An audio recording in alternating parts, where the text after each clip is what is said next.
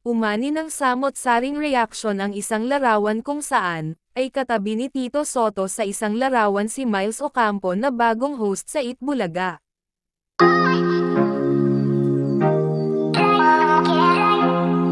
Binigyan ng mali siya ang larawan ni Miles Ocampo at Tito Sotto kung saan, ay kuha ito sa ibang bansa. Samot-sari ang naging reaksyon ng mga netizens nang makita ang naturang larawan na pino-post ni Anjo Iliana. Kung papansinin ang naturang larawan ay katabi ni Miles Ocampo si Tito Sotto kung saan, sa ibang side nito ay makikita naman si Wally at may isang babae na hindi gaanong makilala dahil natakpan ito.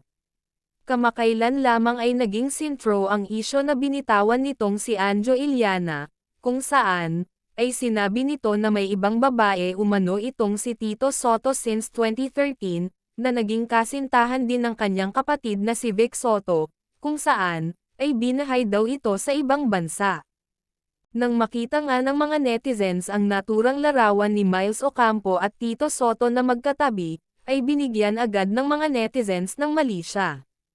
Ilang beses na din kasi na isyo na nagkaroon ng special na connection ang mga host ng Itbulaga sa magkapatid na Tito at Vic Sotto, bagamat wala namang ebidensya na pinakita na ito ay totoo, kahit naman kasi itong si Anjo ay hindi pa rin mapangalanan kung sino ang tinutukoy nito tungkol sa babae umano ni Tito Sotto.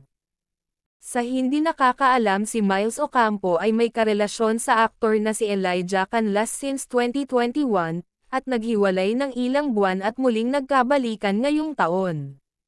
Sa isang post naman ni Anjo ay makikita naman ang isang larawan ng dating dancer ng Itbulaga kung saan, ay kinilala ito ng mga netizens na si EB Babes Zaida Dayola, kung saan, marami ang nagtataka kung ito na ba ang sagot ng sinasabi ni Anjo na babae umano ni Tito Sotto na nasa ibang bansa na ngayon. Bagamat isang katanungan pa rin ng karamihan kung ang post ni Anjo Iliana ay ito ba ang sagot o pakulo na naman ito.